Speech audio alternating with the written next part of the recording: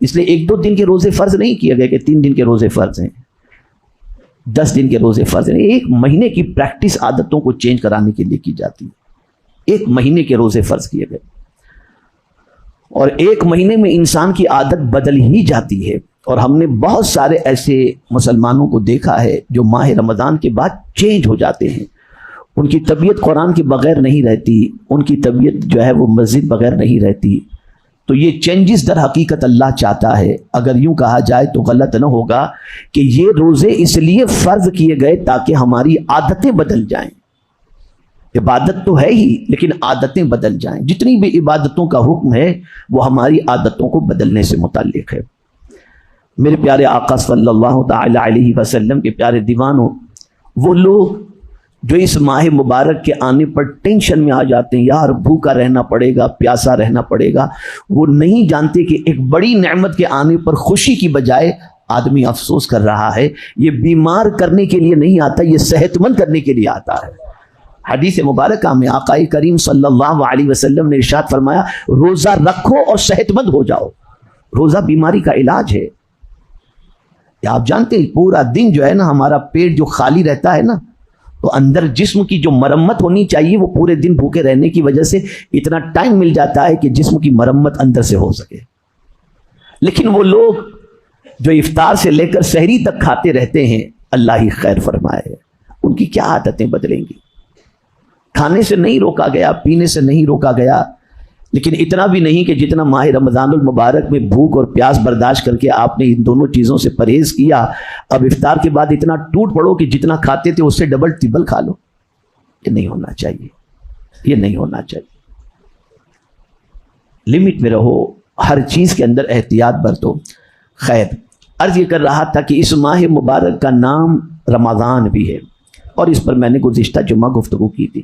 اس کے علاوہ بھی اس ماہ مبارک کے نام ہیں. آقا کریم صلی اللہ تعالی علیہ وسلم نے کسی مہینے کے استقبال کے لیے، ویلکم کے لیے خطبہ نہیں دیا،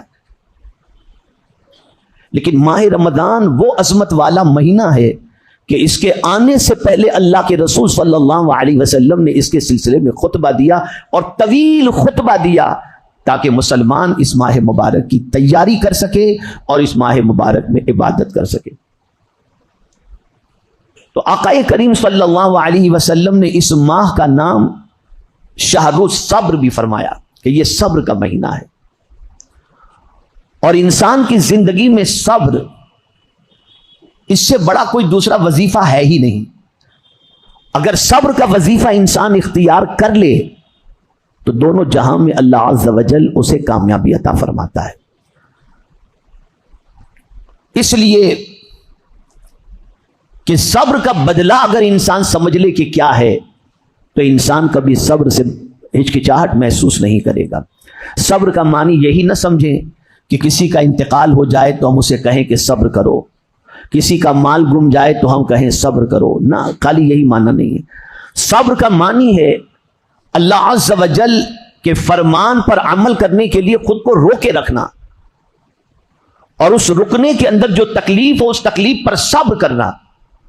مثال کے طور پر تراویح کو لے لیجئے کہ 20 رکعات تراویح پڑھنے کے اندر آدمی کبھی کبھی سوچتا یار اتنا ٹائم 1.5 گھنٹے تک کیسے کھڑے رہیں گے، لیکن وہ اللہ کی عبادت کے لیے اپنے آپ کو ان 20 رکعات میں کھڑے اٹھنے بیٹھنے میں جو تکلیف ہوتی ہے، اس تکلیف پر جب صبر کرتا ہے تو اللہ فرماتے ہیں بندہ تو تنہا نہیں ہے، میں تیرے ساتھ ہوں، میں تیرے ساتھ.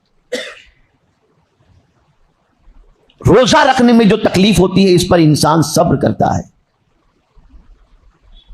پیاس برداشت کرنے کے اندر انسان صبر کرتا ہے. اور آپ کو اگر یہ پتہ چل جائے کہ صبر کا بدلہ کیا ہے تو پھر آپ محسوس کریں گے کہ اس سے بڑھ کر کے عبادت اور کون سی ہو سکتی ہے کہ رسول اعظم صلی اللہ علیہ وسلم نے فرمایا صبر کا بدلہ جنت ہے. یہ نہیں فرمایا اتنا بدلہ اتنا بدلہ اتنا بدلہ، نہیں، ڈائریکٹ جنت. اس سے آپ اندازہ لگا سکتے ہیں کہ یہ مبارک مہینہ جسے شہر الصبر کہا گیا، آدمی آپ دیکھیں نا، اللہ فرشتوں پہ فخر فرماتا ہے اور کہتا ہے دیکھو ذرا میرے بندوں کو، تم کہتے تھے زمین پر خوریزی کریں گے نا، ذرا دیکھو میرے بندوں کو، میں نے کہہ دیا مت کھانا، میں نے کہہ دیا مت پینا، تو وہ بندہ جو کبھی کھائے پیے بغیر رہ نہیں سکتا، لیکن میری محبت میں صبح صادق سے لے کر غروب آفتاب تک یہ بندہ رک جاتا ہے. دیکھو یہ ہے میرا بندہ جو کتنا میرا فرما بردار ہے. نتیجتاً ہوتا کیا ہے؟ اس رک جانے والے بندے کو اللہ جزا کیا دیتا ہے؟ اللہ اکبر. فرمایا گیا اسے دو خوشی عطا ہوتی ہے. ایک خوشی روزہ رکھنے والے کو افطار کے وقت ہوتی ہے، اور دوسری خوشی روزے دار کو اللہ قیامت میں اپنا دیدار کرا کر عطا فرمائے گا. یہ کوئی معمولی عمل نہیں ہے، بہت بڑا عمل ہے. یہ صبر کا مہینہ ہے. خوب صبر کرو. یہاں تک صبر کرو کہ اگر کوئی تم سے ماہ رمضان میں جھگڑنے کے لیے آئے تو سرکار صلی اللہ علیہ وسلم نے فرمایا اس سے کہہ دو بھائی تو جانے دے مجھے، میں روزے سے ہوں. یہ حضور نے فرمایا جھگڑو نہیں، صبر کرو. آنکھیں تمہاری بہکنے کی طرف ہوں، صبر کرو کہ نہیں اللہ نے منع فرمایا ہے، میں اپنی آنکھوں کو گندی نہیں کر سکتا. زبان پھسلنے کی طرف ہو، صبر کرو، مولا نے منع فرمایا ہے. کان غلط چیزیں سننے کی طرف مائل ہو، صبر کرو کہ نہیں مجھے نہیں سننا ہے. اس طریقے سے صبر کرو. رو کے رکھو اللہ کی اطاعت میں، رو کے رکھو اللہ کے رسول صلی اللہ علیہ وسلم کی اطاعت میں. اب اس کے بدلے میں اللہ کیا عطا فرمائے گا؟ اللہ اکبر. سرکار صلی اللہ علیہ وسلم فرماتے ہیں الصوم لی وانا اجزی بہ. راوی ہیں حضور صلی اللہ علیہ وسلم اور فرمان رب قدیر جل جلالہ کا ہے. اللہ فرماتے روزہ میرے لیے ہے اور میں ہی اس کی جزا عطا کروں گا. اور ایک روایت میں یہاں تک ہے الصوم لی وانا اجزی بہ، روزہ میرے لیے ہے اور اس کے بدلے میں روزہ رکھنے والے کو میں مل جاؤں گا. یہ روزہ واحد یہ عبادت ایسی ہے جو پیور اللہ کے لیے ہوتی ہے. اس میں کوئی دکھاوا نہیں، کوئی دکھاوا نہیں. کیا خبر انسان وضو کرتے ہوئے پانی پی لے، کیا خبر انسان گھر میں چھپ کر کے پانی پی لے لیکن نہیں پیتا. بلکہ کبھی کبھی مفتی صاحبان سے سوال پوچھتے ہیں کہ حضرت میں کلی کرنے گیا، تھوڑا سا پانی حلق کے اندر بغیر اس کے اتر گیا تو میرا روزہ رہا کہ نہیں؟ حضرت میری الٹی ہو گئی، روزہ رہا کہ؟ یہ سارے سوالات پوچھتے ہیں. اتنی فکر ہے اس کو روزے کی کہ کہیں سے ٹوٹنے نہ پائے. اس سے آپ اندازہ لگائیں کہ یہ عمل خاص اللہ کے لیے، یہ پیور اللہ کے لیے. اچھا عادتیں بھی انسان کیسی بدلتا ہے؟ بھوک پیاس برداشت کرتا ہے اور پھر اس کی عادت اس ٹائم پر کھانے کی نہیں ہوتی جو ٹائم پر سحری وہ کرتا ہے، اس ٹائم پر اٹھنے کی نہیں ہوتی جو ٹائم سحری کے لیے اٹھنے کا ہے. لیکن نیند توڑ کر کے بندہ اٹھتا ہے اور پھر میرے مولا کے پیارے حبیب صلی اللہ علیہ وسلم کی سنت پر عمل کرتے ہوئے سحری کرتا ہے اور پھر اللہ توفیق دیتا ہے تو تہجد بھی پڑھتا ہے، استغفار بھی کرتا ہے. اور یہ وہ وقت ہے جس وقت بندہ اللہ سے جو دعا کرے اللہ اس کی دعا کو قبول فرما لیا کرتا ہے. تو عادتیں بدلتی ہیں. یہ مکمل صبر کا مہینہ ہے. گالی دے تو صبر کرو، کوئی برائی کرے تو صبر کرو، کوئی جھگڑے کے لیے آئے تو صبر کرو، کوئی گناہ دعوت دے تو صبر کرو، گناہ کی طرف طبیعت مائل ہو رہی ہو صبر کرو، رک جاؤ نہ جاؤ اس طرف. اور جب اس طریقے سے کریں گے تو مرنے کے بعد دنیا میں تو انسان سلام کرتا ہے نہیں کرتا. آج بھی کچھ لوگ ہیں جو سلام کرتے نہیں کرتے، لیکن ایسے صبر کرنے والے کو کل بروز قیامت فرشتے سلام کریں گے اور کہیں گے سلام علیکم بما صبرتم فنعم عقبی الدار. اللہ فرماتا ہے فرشتے کہیں گے تم کو سلام ہو، تم پر سلام ہو، اور جو تم نے صبر کیا اس کے عوض کے اندر، اور کیا ہی آخرت کا گھر سب سے بہتر گھر ہے. تو اس مہینے کا نام شہر الصبر بھی ہے اور اسی کے ساتھ اس مہینے کا نام شہر المواسات بھی ہے. غمخواری کا مہینہ، ہمدردی کا مہینہ. غمخواری آپ دیکھتے ہوں گے کہ اس ماہ مبارک میں انسان کا دل اتنا نرم ہو جاتا ہے کہ کسی کا غم وہ دیکھ نہیں سکتا. اور سن لو یہ غمخواری کتنی عظیم چیز ہے آپ کو معلوم ہے. آقا کریم صلی اللہ علیہ وسلم نے ارشاد فرمایا جس کسی نے کسی مسلمان کی دنیا کی ایک تکلیف دور کر دی اللہ قیامت کے دن اس کی تکلیف کو دور فرما دے گا. آخرت میں اس کی ایک تکلیف کو دور فرما دے گا. یہ نہ سمجھا جائے کہ کسی کی تکلیف کو دور کر کے ہم اس کا بھلا کر رہے ہیں. اس کی تکلیف کو دور کرنے کی جو اللہ نے توفیق عطا فرمائی اس کے عوض میں اللہ آخرت کی ہماری تکلیف کو دور فرمائے گا. اگر کوئی شخص ماہ رمضان المبارک کے اندر، بلکہ یوں بھی عام دنوں میں ہونا چاہیے کہ مسلمان کا بھلا چاہے، خیر خواہی کرے، غریبوں کی مدد کرے، ان کے لیے ہمدردی کا جذبہ رکھے. بعض لوگ تو یہ کہتے ہیں یار کیا ضرورت ہے یہ فالتو یہ سب ساری چیزیں، العیاذ باللہ العیاذ باللہ. کبھی ان کی باتوں میں نہ آنا. اللہ عز و جل توفیق دے، غمگین لوگوں کے غموں کو دور کرو، غموں میں گرفتار لوگوں کو غموں سے نکالو. بلکہ حدیث شریف کے اندر ہے، آقا کریم صلی اللہ علیہ وسلم نے ارشاد فرمایا، اللہ پر ایمان لانے کے بعد جو عمل اللہ کو سب سے زیادہ پسند ہے وہ یہ ہے کہ تمہاری وجہ سے کسی مسلمان کے دل کے اندر خوشی دوڑ جائے. اب میں آپ کو بتاؤں، آپ کسی کو 100-200 دیں گے تو کیا خوشی دوڑے گی؟ اتنا دو کہ اس کے دل سے دعا نکلے، وہ خوش ہو جائے، اس کے دل سے دعا نکلے، وہ راضی ہو جائے، اس کے دل میں خوشی کی لہر دوڑ جائے. اسی لیے اللہ عز و جل اس ماہ مبارک میں لوگوں کے دلوں کو ثواب کی طرف مائل کرنے کے لیے حضور صلی اللہ علیہ وسلم کے عمل کی طرف متوجہ فرمایا کہ عام دنوں میں تو حضور سخاوت کرتے ہی تھے، لیکن ماہ رمضان کے اندر سمندر کی موجوں کی طرح سرکار سخاوت کیا کرتے تھے، اتنی سخاوت کرتے تھے. اور آپ دیکھیں اس کا فائدہ کیا ہوتا ہے.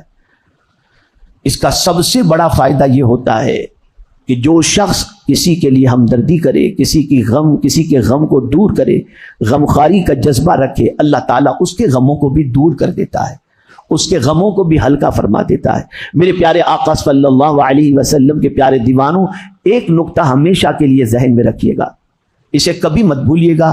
یہ نقطہ اگر آپ کے ذہن میں رہا تو آپ کبھی بھی کسی کی مدد کرنے کے وقت آپ کی توجہ انشاءاللہ اس نقطے کی طرف رہے گی تو آپ کا دینا آپ کے دل کے اندر غرور پیدا نہیں کرے گا. مثال کے طور پر اگر کوئی ضرورت مند آپ کے پاس آ گیا اور آپ دینے کی طاقت رکھتے ہیں، آپ نے اگر دے بھی دیا تو اس چیز کو ذہن میں رکھیں کہ آپ نے اس پر کوئی احسان نہیں کیا، اور یہ بھی ذہن میں رکھیں کہ آپ نہ دیتے تو اس کی ضرورت پوری نہ ہوتی. یہ بھی ذہن میں نہ رکھیں. اس کی وجہ کیا ہے میں آپ کو بتاؤں. آپ کو ہم کو دیتا کون ہے؟ اللہ ہی تو دیتا ہے. تو جو رب ہمارا ہے وہی رب اس کا بھی تو ہے.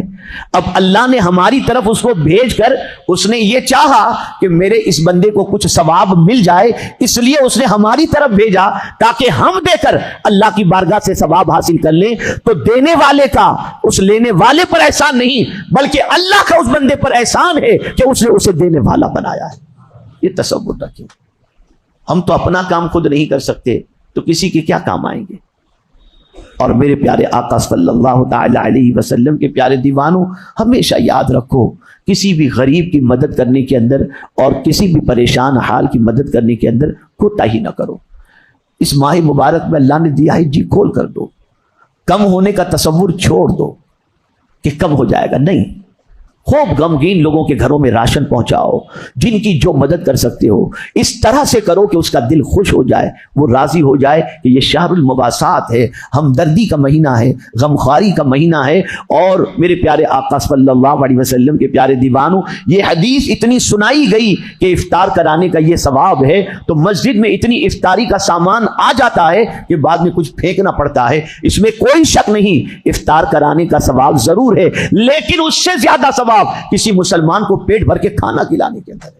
تو آپ افطار بھی کراؤ اور ساتھ ہی ساتھ ایسے غربا جن کے گھروں میں راشن نہیں ان کے لیے اس کا انتظام کرو، پیٹ بھر کر کے کھانا کھلاؤ. تو میرے پیارے آقا صلی اللہ علیہ وسلم کے پیارے دیوانوں، اس مہینے کا نام شہر المواسات بھی ہے، غمخواری کا مہینہ بھی ہے، اور اسی کے ساتھ اس مہینے کا نام شہر وسعت رزق بھی ہے، یعنی رزق کے اندر برکت کا مہینہ. اسی طریقے سے اس ماہ مبارک کا نام شہر القرآن بھی ہے کہ اسی مہینے میں اللہ نے قرآن کو نازل فرمایا. اللہ رب العزت جل جلالہ اس ماہ مبارک کے احترام کی توفیق نصیب فرمائے، اور پل پل ایک ایک لمحہ اس ماہ مبارک کی قدر کرنے کی توفیق نصیب فرمائے. میرے پیارے آقا صلی اللہ علیہ وسلم کے پیارے دیوانوں، آپ جانتے ہیں کہ الحمدللہ رب العالمین یہ مسجد جہاں پر آپ اور ہم جمعہ ادا کرتے ہیں، اور ساتھ ہی ساتھ اس مسجد کے اپنے اخراجات تو ہیں ہی، لیکن ماہ رمضان المبارک میں گرمی کی وجہ سے ایئر کنڈیشن اور یہ ساری چیزوں کا اہتمام بہت زیادہ ہوتا ہے، اور اس کے علاوہ بھی ماہ رمضان میں مسجد کے اخراجات بڑھ جاتے ہیں. آپ میں سے بہت سارے ایسے ہیں جو ٹرسٹی حضرات سے مل کر یہ کہہ سکتے ہیں کہ اس ماہ مبارک کا الیکٹرک کا بل آپ فکر نہیں کریں میں دے دوں گا. اس طریقے سے بہت ساری چیزوں کے ذریعے آپ اللہ کے گھر میں جہاں نماز ادا کرتے ہیں وہاں کا خیال رکھ سکتے ہیں. تو مسجد کا بھی بھرپور خیال رکھیے، لیکن مسجد میں زکوٰۃ کا پیسہ مت مت دیجیے گا، اس لیے کہ زکوٰۃ کی رقم اللہ کے گھر کے لیے قابل قبول نہیں ہے۔ اسی طریقے سے زکوٰۃ کی رقم سیدوں کو بھی نہیں دینا چاہیے، اور زکوٰۃ کی رقم ان لوگوں کو بھی نہیں دینا چاہیے جو زکوٰۃ کے مستحق نہیں۔ ہاں البتہ آپ اپنے زکوٰۃ کی رقم مستحقین جو آپ کے رشتہ دار ہیں ان کو ضرور دیجیے، آپ اپنے محلے والوں کو دیجیے، غریبوں کو دیجیے، اور ساتھ ہی ساتھ جو دینی خدمات انجام اداروں کے اندر ہو رہی ہے، دینی خدمات کی جا رہی ہے، ان اداروں کو بھی دیں۔ تو آپ سے گزارش ہے، سنی دعوت اسلامی کے زیر اہتمام کم و بیش 52 کے قریب دارالعلوم چلتے ہیں، جس میں ہزاروں طلبہ دین کی تعلیم حاصل کر کے اپنی آخرت کو بھی سنوارتے ہیں اور دوسروں کی آخرت کو سنوارنے کا خیال بھی فرماتے ہیں۔ تو آپ سے گزارش ہے کہ آپ اپنی زکوٰۃ کی رقم رشتہ دار، اعزا، اقربا میں جہاں خرچ کریں، وہیں پر دینی اداروں کے لیے بھی اور سنی دعوت اسلامی کے ادارے کے لیے بھی آپ ضرور تعاون فرمائیں۔ اوپر مسجد کے پہلے منزلے پر ہمارے ساتھی رہتے ہیں مولانا عبید صاحب، ان کے پاس آپ زکوٰۃ کی رقم جمع کرا سکتے ہیں۔ نہیں پہنچ سکتے تو QR کوڈ جو ہے بار کوڈ کے ساتھ یہ بھی وائرل کیا گیا ہے، آپ اس میں بھی آن لائن اپنی رقم کو جمع کرا سکتے ہیں۔ اللہ تعالی ہم سب سے وہ کام لے جس سے اللہ بھی راضی ہو اور اس کے رسول صلی اللہ تعالی علیہ وسلم بھی راضی ہو۔ ہمیشہ یاد